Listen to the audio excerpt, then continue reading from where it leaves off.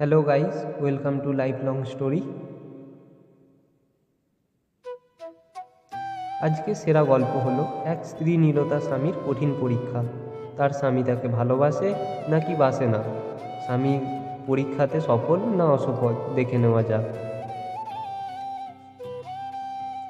এক স্ত্রী তার স্বামীকে পরীক্ষা করে, দেখতে চাইলেন স্বামী তাকে কতটুকু পছন্দ করে এবং তাকে ছাড়া বাঁচতে পারে কি না।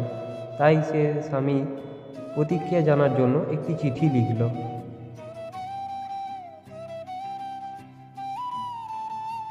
দেখো, আমি তোমার প্রতি এবং আমাদের লাইফ নিয়ে প্রচণ্ড বিরক্ত। আমি আর তোমার সাথে থাকতে চাই না। আমি সারা জীবনের জন্য চলে গেলাম।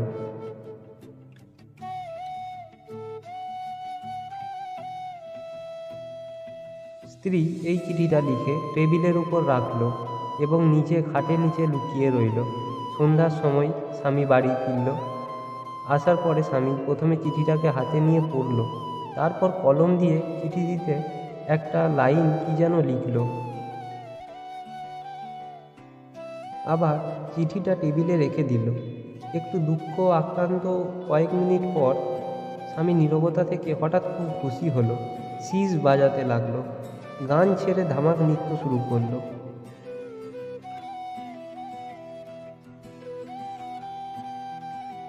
তারপর টেলিফোন সেটাকে বিছানার ওপর আনলো।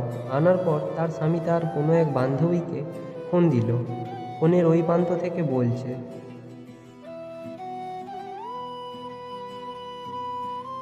আজ অটোমেটিক্যালি আমার লাইফ থেকে আমার আপদ দূর হয়েছে।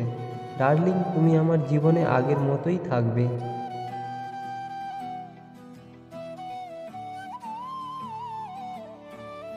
আমার স্ত্রী আমাদের মাঝে আর বাঁধা হয়ে থাকবে না। তুমি এনিটাইম আমার বাসায় চলে আসবে। বেবি, তোমাকে ছাড়া আমি বাঁচব না। এমন অনেকক্ষণ কথা বলার পর স্বামী ফোন রেখে বাসার বাইরে চলে গেল, হাসতে হাসতে। হয়তো তার ফোনের ওই প্রান্তের বান্ধবী বা অন্য কাউকে আনতে গেছে।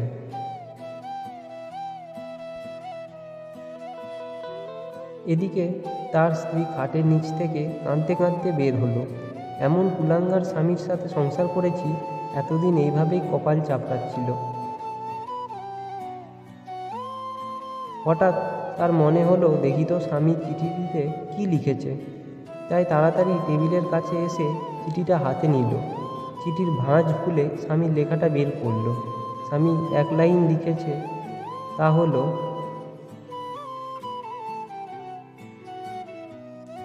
আমার জীবন থেকে চলে গেছো ভালো কথা, কিন্তু খাটের নিচ থেকে কেন তোমার পা দেখা যাচ্ছে? আমি ডিম আনতে বাইরে গেলাম। ভিডিওটি ভালো লেগে থাকলে অবশ্যই লাইক, শেয়ার, সাবস্ক্রাইব করে জানাবেন।